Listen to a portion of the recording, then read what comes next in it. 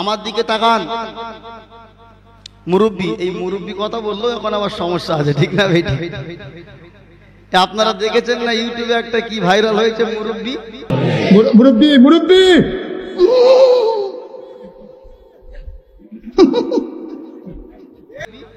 দেখেছেন আপনারা? কেউ এখানে এমন নেই যে কেউ জানে না, সবাই জানে। মানে আসলে মানুষকে সম্মান দেওয়ার জন্য মুরব্বি বলেই ডাকা হয়। মুরব্বি মানে আমরা কি বুঝি? যে লোকটা নামাজি মুসল্লি ভালো লোক, ঠিক না বেঠি? কোন মদখোরকে কেউ মুরব্বি বলে? বলে? কোন জিনাখোরকে কেউ মুরব্বি বলে? যারা হুজুর হয়, টুপিওয়ালা দাড়িওয়ালা, একটু ভালো আখলাক চরিত্র, কথা নম্র ভদ্র, তাদেরকে বলা হয় মুরব্বি। তো বলা বাহুল্য, আমাদের সমাজের ছেলেরা এত নিচে নেমে গেছে, একটা আলেমের একটা কথাকে উদ্দেশ্য করে ইউটিউব ফেসবুকে শুধু ট্রোল হচ্ছে। এমনকি কথাটা এমন ভাবে মানুষ নিয়েছে, এটা নিয়ে গান বানিয়ে দিয়েছে। আস্তাগফিরুল্লাহ বলুন। কিন্তু আপনারা জানেন না, এই আলেম একজন যোগ্যতা সম্পূর্ণ আলেম, একজন ভালো আলেম, মোস্তাক ফাইজি। এনার বাংলাদেশে বাড়ি। যতদূর আমার এতে আমি বুঝেছি যে কোনো একটা লোক জলসার মজলিস থেকে উঠে যাচ্ছিলেন, উনি উনাকে বসাবার জন্য বলেছেন যে মুরব্বি উঠা যাবে না, আমার ওয়াজ শুনেই যেতে হবে। তো মুরব্বি মুরব্বি এই কথাটা উনি বুঝাতে চেয়েছে। এই কথাটা নিয়ে বাংলাদেশের ছেলে পেলে, এমনকি আজকে আমেরিকা, ইংল্যান্ড, জাপান, আপনার আফ্রিকার ছেলেগুলো, ওরা বাংলার বউ বোঝে না, কিন্তু মুরব্বি মুরব্বি এটা নিয়ে শুধু ইউটিউবে ফেসবুকে ট্রোল করছে। এমনকি বাজে বাজে ভিডিওর সঙ্গে এই কথাটা দিচ্ছেন। মনে রাখতে হবে, আল্লাহ জমিনে আল্লাহ পাক রব্বুল আলামিনের হাবিব উলামাকে বলে গেছেন, আল উলামা ওয়ারাসাতুল আম্বিয়া, উলামা হচ্ছে আমার ওয়ারিস। উলামা সম্প্রদায়কে ছোট চোখে দেখা, উলামাদেরকে নিয়ে ট্রোল করা, উলামাদেরকে বেইজ্জতি করা মানে আমার নবীকেই বেইজ্জতি করা, ঠিক না বেটি? জোরে বলুন। তাই বাবাজিরা, আমরা এই জিনিস থেকে একটু সাবধান থাকবো। আমার ভাইয়েরা, আপনারা কেউ উঠাউঠি করবেন না, এটা জলসার আদবের খেলাফ। আপনারা কেউ উঠাউঠি করবেন না, আপনারা বসুন, ধৈর্য ধরে বসুন, আলোচনা শুনুন। তো যে কথা বলছিলাম, আল্লাহ রসুল তো আল্লাহ পাকের হাবিব। আমার আল্লাহ মানুষের জন্য যেমন নবী করেছেন, জিনের জন্য নবী করেছেন। জিনেরা নবীকে কতটা ভয় পেতেন, একটা কথা আপনাদেরকে বলি। আয়াতুল কুরসি ৩ নম্বর পারায় একটা আয়াত আছে, যেটাকে বলা হয় আয়াতুল কুরসি। আপনারা জানেন আল্লাহ পাক রব্বুল আলামিন কুরআনুল কারীমের ভিতরে যে আয়াতুল কুরসি নাযিল করেছেন, আল্লাহু লা ইলাহা ইল্লা হুয়াল হাইয়ুল কাইয়্যুম লা তাখুযুহু সিনাতুন ওয়ালা নাওম লাহু মা ফিস সামাওয়াতি ওয়া মা ফিল আরদি মান যাল্লাযী ইয়াশফাউ ইনদাহু ইল্লা বিইযনি ইয়ালামু মা বাইনা আইদিহিম ওয়া মা খালফাহুম ওয়া লা ইউহিতুনা বিশাইইন মিন ইলমিহি ইল্লা বিমা শাআ ওয়াসি'a কুরসিয়্যুহুস সামাওয়াতি ওয়াল আরদ ওয়া লা ইয়াউদুহু হিফযুহুমা ওয়া হুয়াল আলিয়্যুল আযীম। হে নওজোয়ান তরুণেরা, এই আয়াতের ভিতরে আমার আল্লাহ পাক এতটা পাওয়ার দিয়েছে, যতটা পাওয়ার উদাহরণ দেওয়ার জন্য বলছি পরমাণু বোমার ভিতরে নাই। আমার আল্লাহর এই কোরআনের আয়াতের ভিতরে তার থেকে অধিক গুণে বেশি পাওয়ার আছে। অ্যাটম বোমের ভিতরে যতটা পাওয়ার না আছে, এই আয়াতের ভিতরে আমার আল্লাহ তার থেকে বেশি পাওয়ার দিয়েছে। কেন আপনাকে বলি, শুনে রাখুন। দুনিয়ার জমিনে কোনো বাচ্চাকে, কোনো মানুষে যদি জিনের আসর হয়, কাউকে যদি জিনে ধরে, কাউকে যদি ভূতের আসর হয়, হে নওজোয়ানেরা, আল্লাহর কসম করে বলছি, আল্লাহর কোরআনের আয়াতে এমন পাওয়ার আছে, এই আয়াতটা কেউ যদি পড়ে ওই জিনে আসর হওয়া রোগীর কাছে গিয়ে তেলাওয়াত করে তার উপরে ফুঁক দেয়, তার উপরে দম করে, আল্লাহর কোরআনের পাওয়ারের এত আল্লাহ এতটা পাওয়ার দিয়েছে, জিনের আসর হওয়া রোগীটার শরীরে এই আয়াত পড়ে ফুঁক দেওয়ার সাথে সাথে জিন তাকে ছেড়ে পালিয়ে যাবে। বান্দারা, তাহলে আপনাদের যে সমস্ত বাচ্চাদের শয়তানের দৃষ্টি হয়, কুনজর লাগে, জিনের আসর হয়, আপনারা হুজুরদের কাছে যান, হুজুর একটু ঝাড়িয়ে দেন, হুজুর একটু তাবিজ করে দেন। আপনাদেরকে বলি, হুজুর তো আর নিজের পকেট থেকে কিছু লিখে দেয় না, যা লিখে সব কোরআন থেকেই লিখে, ঠিক না বেঠিক? তাহলে সেই কোরআন আপনার বাড়ি আছে না নাই? জোরে বলেন। আছে, শুধুমাত্র আপনার জানা নাই। আমি আপনাকে শিখিয়ে দিয়ে যাই, আমার মা বোনেরা আছেন তাদেরকেও বলে যাই, আপনি যদি শোবার সময় ঘুমানোর আগে আয়াতুল কুরসিটা পড়ে আপনার বুকে যদি ফুঁক দিয়ে শরীরটাকে বন্ধ করে ঘুমিয়ে যান, সারা রাত কোনো জিন আপনার উপরে আর আসর করতে পারবে না। হে নওজওয়ানেরা, আল্লাহ পাক রব্বুল আলামিন এই সূরার ভিতরে, আয়াতের ভিতরে এত পাওয়া দিয়েছেন। আমি ঘটনাটা বলছি তাফসীরে ইবনে কাসির থেকে। আল্লামা ইবনে কাসির রাহমাতুল্লাহ আলাইহি তিনি তার ব্যাখ্যা গ্রন্থের ভিতরে এই আয়াতের ব্যাখ্যা করতে গিয়ে তিনি লিখেছেন, আল্লাহ পাকের নবীর একজন সাহাবী, তিনি রাত্রি বেলা তার থলির ভিতরে, তার ব্যাগের ভিতরে খাজুর রেখে ঘুমিয়ে যায়। সকালবেলা ঘুম থেকে জাগ্রত হয়ে আল্লাহ নবীর ওই সাহাবী দেখতে পায় ওই বাকি ব্যাগের ভিতরে, থলির ভিতরে খাজুর একটা কমে গেছে। যে কটা খাজুর গুনে গুনে থলিতে রেখেছিল, সকালবেলা উঠে দেখছে কম আছে।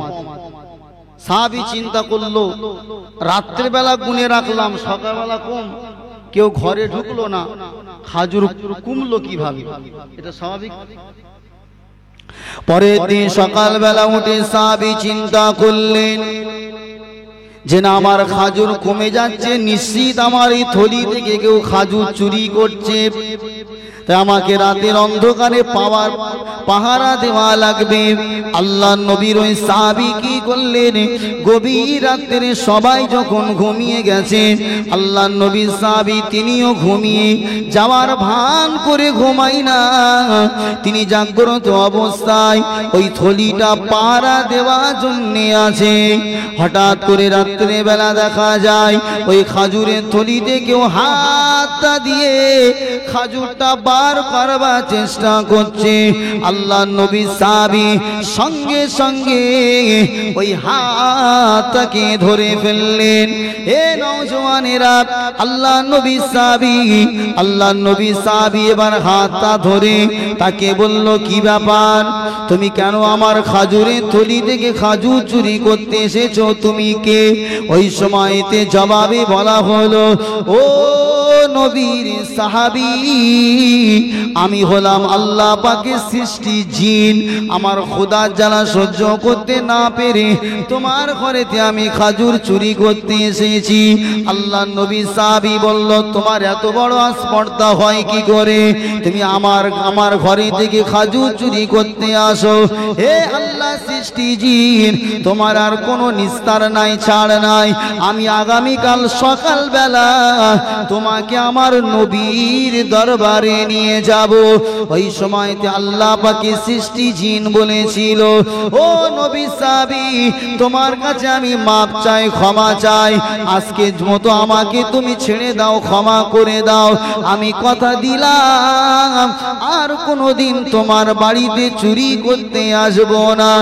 এ নওজওয়ানেরা, আল্লাহ নবী সাহাবী ওই জিনটাকে রাত্রি বেলা ছেড়ে দিল। সকালবেলা আল্লাহ নবী যখন ওই সাহাবী যখন নবীর দরবারে গিয়েছেন, যাওয়ার সাথে সাথে আল্লাহ নবী ওই সাহাবীকে ডাক দিয়ে বলেছিলেন, ও আমার সাহাবী, গতকাল রাত্রিরে জিনের সঙ্গে তোমার কি কথা হয়েছে? নবী ছিলেন বাড়িতে, ভাই বাইরে গিয়ে কোথাও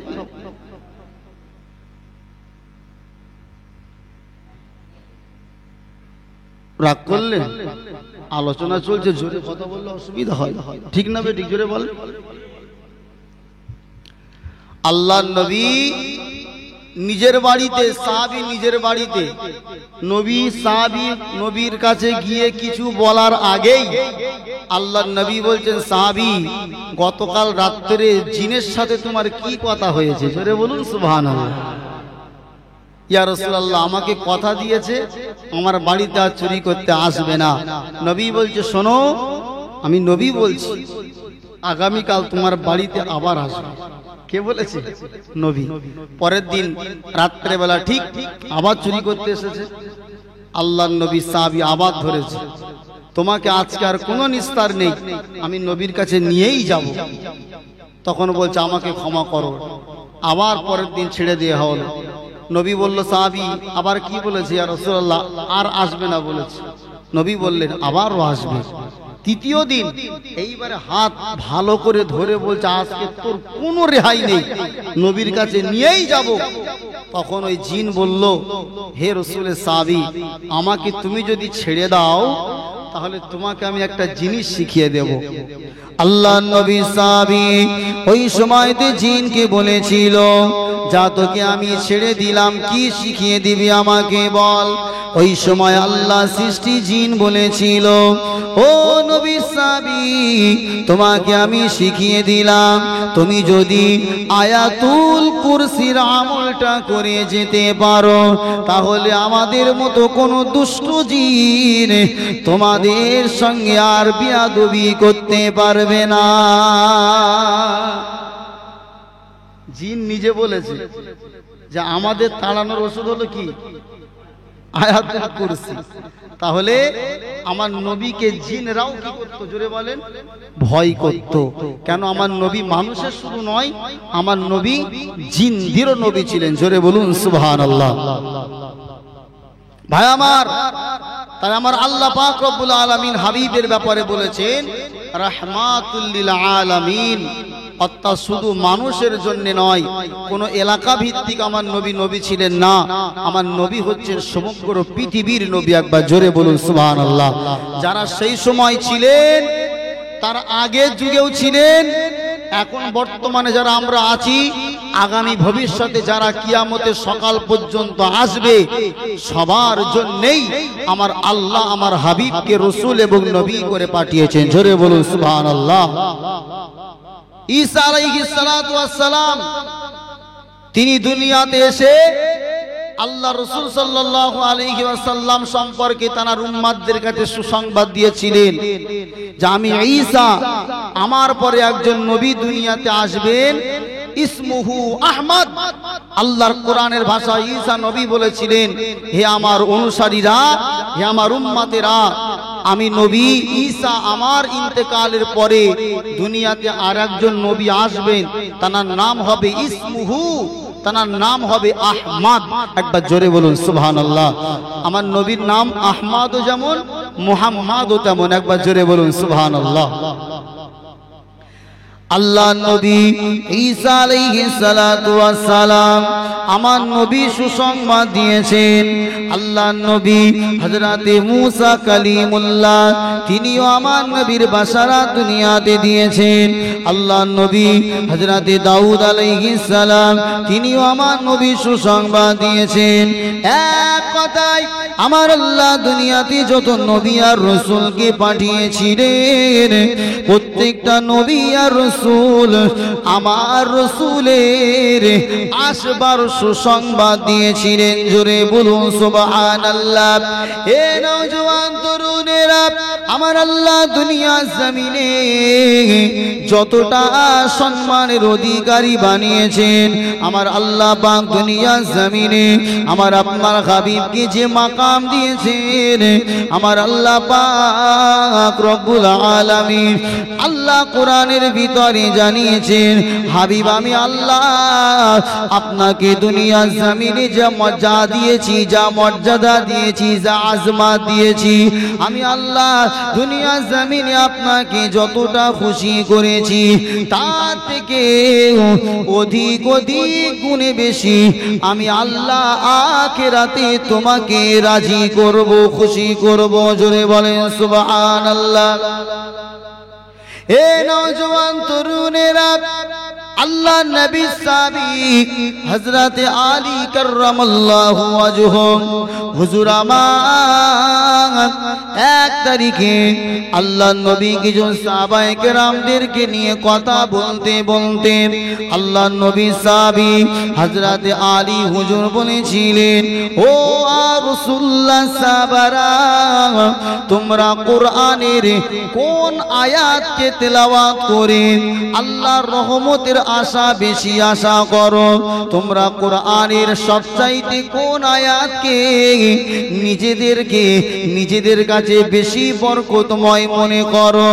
ওই সময়তে আল্লাহ নবী সাহাবী হযরত আলী হুজুর জবাবে বলেছিলেন, প্রশ্ন করে আবার তিনি বলেছিলেন, ও নবী সাহাবারা, আমরা সবাই মনে করি, তোমরাও মনে করো যে আল্লাহর কোরআনের যে আয়াত, কুল ইয়া ইবাদিয়াল্লাযীনা আসরাফু আলা আনফুসিহিম লা তাকনাতু মির রাহমাতিল্লাহ ইন্নাল্লাহা ইয়াগফিরুয যুনুবা জামিআ ইন্নাহু গফুরুর রহিম। আল্লাহ পাক এখানে নবীকে সম্বোধন করেছেন, কুল, হে নবী আপনি বলুন, ইয়া ইবাদিয়াল্লাযীনা আসরাফু আলা আনফুসিহিম, হে আল্লাহর বান্দারা, তোমরা যারা নিজের নফসের উপরে অত্যাচার করে অন্যায় করে ফেলেছো, গুনাহ করে ফেলেছো, পাপ করে ফেলেছো, তোমরা গুনাহ করে করে পাহাড় সমতুল্য গুনাহ করে ফেলেছো। আল্লাহ পাক বলেছেন, লা তাকনাতু মির রাহমাতিল্লাহ, ওগো আমার বান্দারা, গুনাহগার বান্দা বান্দিরা, তোমরা জানো আল্লাহর রহমত থেকে নিরাশ হয়ে যাবে না। কেননা ইন্নাল্লাহা, অবশ্যই আল্লাহ তাআলা, ইয়াগফিরুয যুনুবা জামিআ, তোমাদের সব গুনাহকে আল্লাহ ক্ষমা করে দেবেন। জোরে বলুন সুবহানাল্লাহ। ইন্নাহু হুয়াল গফুরুর রহিম, অবশ্যই আল্লাহ বলেন বড় ক্ষমাশীল, বড় দয়াবান।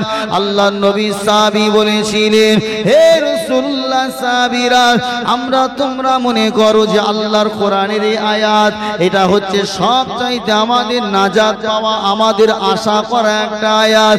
কিন্তু না, আমরা আহলে বায়াত যারা, আমরা মনে করি আল্লাহ পাক কোরআনের ভিতরে বলেছেন, ওয়ালা সাউফা ইউতিকা রাব্বুকা ফাতারদা। হে নওজওয়ানেরা, আমার আল্লাহ বলেছেন, ওয়ালা সাউফা ইউতিকা রাব্বুকা ফাতারদা, আমি আল্লাহ অচিরেই আপনাকে রাজি করব। হে নবী সাহাবারা, আল্লাহর কোরআনের এই আয়াতের মানে হলো, আমার আল্লাহ হাবিবকে দুনিয়া জমিনে যতটা রাজি করেছেন, আমার আল্লাহ ময়দানে মাশারে তার থেকেও বেশি রাজি করবেন। হে রাসূলুল্লাহ সাহাবারা, আল্লাহ নবী ইন্তেকালের পূর্বে সাহাবায়ে কেরামদেরকে জানিয়ে দিয়ে গিয়েছিলেন, ওগো আমার সাহাবারা, আমার আল্লাহ আমাকে আখিরাতে রাজি করবেন, আর আমি নবী তখনই আমি আল্লাহর প্রতি রাজি হব যখন আমার একটা গুনাহগার উম্মত জাহান্নামে থাকবে না, অর্থাৎ আমার প্রত্যেকটা উম্মত যতক্ষণ না জান্নাতে না যাবে, আমি নবী আল্লাহর উপরে রাজি হব না। অর্থাৎ আমার উম্মতানিরা, মনে রাখো, তোমাদের ভিতরে যাদের যারা পরিমাণ ঈমানও থাকবে, আমি আল্লাহর কাছে বলে তোমাদের জান্নাতে যাওয়ার ব্যবস্থা করে দেব। নবীর আজমাত, নবীর সম্মান, এটা নবীর খাতিরেই আল্লাহ দেবেন। অন্যান্য নবীদের কিন্তু এই অফার থাকবে না। এই অফারটা শুধুমাত্র কাদের? জোরে বলেন, কথা বলছেন না কেন? শুধু উম্মতি মুহাম্মাদির জন্য। একবার জোরে বলুন সুবহানাল্লাহ। নবীর যেমন সম্মান, ঠিক তেমনই ভাবে নবীর উম্মতদেরও আল্লাহর কাছে বেশি সম্মান। একবার জোরে বলুন সুবহানাল্লাহ। আখিরি জামানার নবীর উম্মতেরা দুনিয়া জমিনে এসেছেন সবার শেষে, আর জান্নাতে যাবে সবার প্রথমে। একবার জোরে বলুন।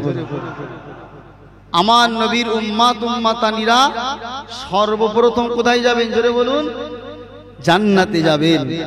কিতাবের ভিতর এসেছে ময়দানে মাহশারে আমার আল্লাহ পাক রব্বুল আলামিন উম্মতি মুহাম্মাদীদেরকে চিনবার জন্য একটা নিদর্শন দেবেন। জোরে বলুন সুবহানাল্লাহ। ভাই, যখন রাস্তা দিয়ে হাজার হাজার গাড়ি যায়, ওই গাড়ির ভিতরে যদি কোনো মন্ত্রীর গাড়ি চলে, লাল বাতি নীল বাতি জ্বললে পুলিশ প্রশাসন আগে থেকে অ্যালার্ট করে মানুষকে সতর্ক করে তার গাড়িটা ক্লিয়ার করে না? করে না? কেন করে? সাধারণ মানুষের থেকে ওর সম্মানটা কি জোরে বলেন বেশি, সেই কারণে তাকে স্পেশাল অফার দেওয়া হয় বা স্পেশাল সুবিধা দেওয়া হয়। রাস্তা জ্যাম থাকলেও তার জন্য রাস্তা ক্লিয়ার করে সিগন্যাল দিয়ে তাকে পার করে দেওয়া হয়। তো কিয়ামতের দিবসেও আমার আল্লাহ কি করবেন? উম্মতি মুহাম্মাদির সামনে পিছনে নূরুহুম ইয়াসআ বাইনা আইদিহিম ওয়া বিআইমানিহিম, আমার আল্লাহ পাক বলেছেন উম্মতি মুহাম্মাদির কিয়ামতের দিবসে তাদের সামনে উপরে আলাদা একটা নূর থাকবে, যে নূর দেখে ফারিস্তারা চিনে ফেলবে এগুলো হচ্ছে উম্মতি মুহাম্মাদি। জোরে বলেন সুবহানাল্লাহ। ফারিস্তারাও পর্যন্ত সতর্ক হয়ে যাবে। সতর্ক এই কারণে আমার আল্লাহ করবেন যে উম্মতি মুহাম্মাদির সঙ্গে যেন কোনো রকম বিয়াদবি না হয়। জোরে বলেন সুবহান। আগে থেকে সব ফারিস্তারা অ্যালার্ট হয়ে যাবে যে এই মানুষগুলো হচ্ছে উম্মতি মুহাম্মাদি। একবার জোরে বলুন ভাই আমার। তাহলে এই হাদিস শোনার পরে অনেক মুসলমান তো বগল নাচাচ্ছে। যাক, তাহলে আমরা বিরাট একটা সম্মান অর্জন করে ফেলেছি, ঠিক না বেঠিক? যে কিয়ামতের দিবসে যাবো আর জান্নাতে টুক করে ঢুকে যাবো, ঠিক না বেঠিক? ভাই আমার, তো জান্নাতে যাওয়ার জন্য রাসূলুল্লাহর উম্মত হতে হবে, ঠিক না বেঠিক? আর উম্মত হলে মানে শুধু গরুর গোশত ছেড়ে খেলেই কি ভালো উম্মত হওয়া যায়? জোরে বলেন। নবী দিবসের দিন শুধু মাথায় একটা বড় পাগড়ি পরে এত বড় জুব্বা পরে জিবরাইল সারিলে উম্মত হওয়া যায়? কথা বলছেন না কেন? জলসার দিন এমন শ্বাসভূষা নিয়েছে, জিবরাইল ফেরেশতা চিন্তা করছে কি ব্যাপারে, কার? কথা বলছেন না কেন? আল্লাহর ওলি সব, পকেটে কিন্তু সব মাল আছে পকেটে। কথা বলছেন না কেন? যুবক ছেলে জলসার দিন জুব্বা পরেছে, মাথায় পাগড়ি পরেছে, আতর মেখেছে, আর পকেটে কি আছে? প্যাকেট। প্যাকেট বোঝেন? দুয়াজে হয়ে গেছে রহমাতিকা ইয়া রহমার রহিমিন, ব্যাস তাবারুক নিয়ে তাবারুক খাচ্ছে, ওই মাল টানছে। আছে না নেই? বিড়ি সিগারেট। বলে হুজুর বিড়ি খোর বলে আমাদের অসম্মান করবে না, আমরা বিড়ি টিড়ি ছুঁই না, আমরা আবার সিগারেট খাই। হ্যাঁ, বলে আমরা অত গরিব হয়ে যাইনি, এত মিসকিন নয় যে আমরা বিড়ি খাবো, আমরা সব দামি জিনিস খাই। বাপ, দামি জিনিস যাই খান, একটা কথা মনে রাখবেন, রাসূলুল্লাহকে যারা ভালোবাসবেন অন্তত ধূমপানের কাছাকাছি যাবেন না। কেননা তাদের সঙ্গে নবীর কখনোই দিদার হবে না। যে জিনিস খেলে আপনার নবীর দিদার নসিব হবে না, সেই জিনিস আপনি নিজের কাছে করতে পারবেন? এই জোরে বলছেন না কেন? ধূমপান করা এটা সম্পূর্ণ কি বলুন? হারাম। এটা করা যাবে না। যুবক ভাইরা, আমরা রাসূলুল্লাহর জন্য এটা ছেড়ে দেব। সকলে বলুন ইনশাআল্লাহ। আরো জোরে বলেন ইনশাআল্লাহ।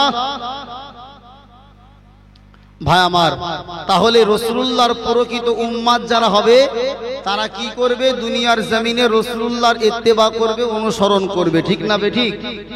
আর আল্লাহ রসুলের ইত্তেবা এবং অনুসরণের মধ্য দিয়েই রাসূলুল্লাহর প্রকৃত মুহাব্বত এটা তুলে ধরা যায়। আর রাসূলুল্লাহকে ভালোবাসি এটা মুখে বললে এটার প্রমাণ পাওয়া যায় না। তো আমি এই হাদিসটা একটুখানি আপনাদের কাছে বিশ্লেষণ করব। আল্লাহর নবী বলেছেন, যারা আমার সুন্নাতকে ভালোবাসে তারাই আমি নবী, আমাকে মুহাব্বত করে ভালোবাসে। জোরে বলুন সুবহানাল্লাহ।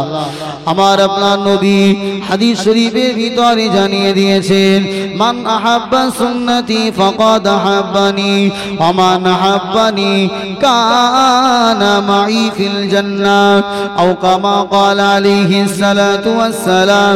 আল্লাহর নবী বললেন, দুনিয়ার জমিনে, দুনিয়ার বুকে মান আহাব্বা সুন্নতি, যারা আমি রাসূলুল্লাহ আমার সুন্নাতকে ভালোবাসে, ফাকাদ আহাব্বানি, আমি নবী বললাম তারা যেন আমাকে আমাকে ভালোবাসে ওমান আহাব্বানি কানা মাই ফিল জান্নাহ আর আমি রাসূলুল্লাহ আমাকে যারা প্রকৃত মহব্বত করবে আমি রাসূলুল্লাহ আমাকে যারা প্রকৃত প্রেম করবে আমি নবী জানিয়ে দিলাম কানা মাই ফিল জান্নাহ সে আর আমি একই সঙ্গে জান্নাতে অবস্থান করব জোরে বলেন সুবহানাল্লাহ হে রাসূলুল্লাহ দিওয়ানারা আল্লাহ রাসূলের সুন্নাত আল্লাহ রাসূলের তরিকা অনুযায়ী নিজেকে চলা নিজের জীবনকে কুরবান করে দেওয়া নিজের রাসূলুল্লাহ জীবনের উপরে রাসূলুল্লাহর কথার উপরে নিজের জীবনকে কুরবান করে দেওয়া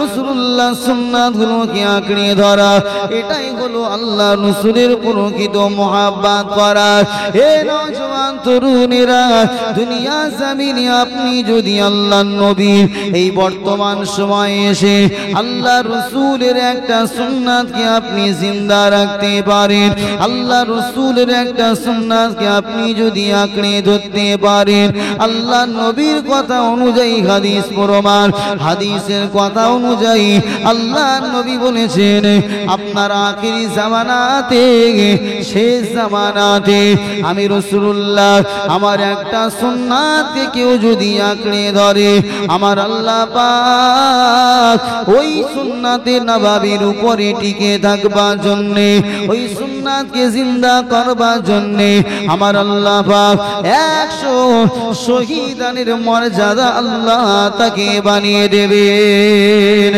আরো জোরে বলেন সুবহানাল্লাহ হে নওজওয়ান তরুণেরা হে রাসূলুল্লাহ দিওয়ানারা তাহলে আমরা যদি নবীর মতো নিজের চুলটা মাথায় রাখি আমরা যদি নবীর মতো নিজের মুখে দাড়িটা ধারণ করি আমার নবী যেভাবে খানা খেয়েছেন সেইভাবে খানাটা খায় আমার নবী যেভাবে পথ চলেছেন সেইভাবে যদি পথটা চলি আমার নবী যেভাবে রাষ্ট্র পরিচালনা করেছিলেন সেইভাবে যদি রাষ্ট্র পরিচালনা করি আমার নবী যেভাবে সংসার করেছিলেন স্ত্রীদের সঙ্গে ব্যবহার করেছিলেন সেইভাবেই যদি আমরা নিজেদের স্ত্রীর সঙ্গে ব্যবহার করি আল্লাহ নবীর ভালোবেসে নবীকে ফলো করে নবী যেটা করেছেন নবী যেটা করতে বলে গেছেন ওই কাজগুলো যদি আমরা করি আমার নবী আমার আপনার উপরে বড় রাজি এবং খুশি হয়ে যাবে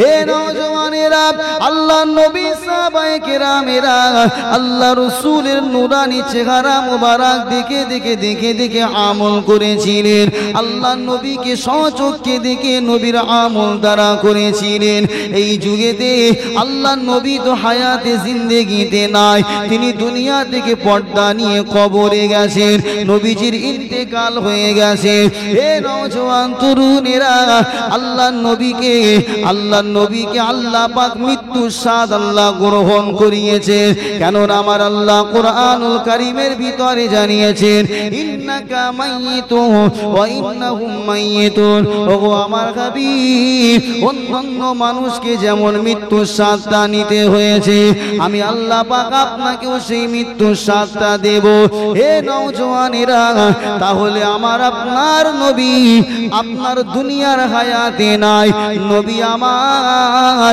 তিনি দুনিয়া থেকে পর্দা নিয়ে কবরে গেছে কিন্তু মনে রাখুন আল্লাহ রাসূল যে হাদিস আমাদের কাছে রেখে গেছে রাসূলুল্লাহ যে চরিত্র আমাদের কাছে রেখে গেছেন ওই চরিত্র আর হাদিসটা কেউ যদি মেনে মেনে নবীর কথা মতো চলে নবী সাহাবারা নবীকে স্বচক্ষে দেখেছিল আর আজকে যুগে কোন আশিক রাসূল নবীর মতো জীবন যাপন করলে আমার নবীর সঙ্গে তার স্বপ্নে দিদার নসিব হয়ে যাবে হে নওজওয়ান তরুণেরা আল্লাহ নবী বললেন আর কোন মানুষ যদি আমি রাসূলুল্লাহ আমাকে স্বপ্নের মধ্যে দেখে নাই সে যেন অবশ্যই আমি নবী আমাকে দেখলো আর আমি আমার নবীর চেহারা মুবারকটা ঈমানি অবস্থায় যা দিদার হবে আমি রাসূলুল্লাহ জানিয়ে দিলাম তার জন্য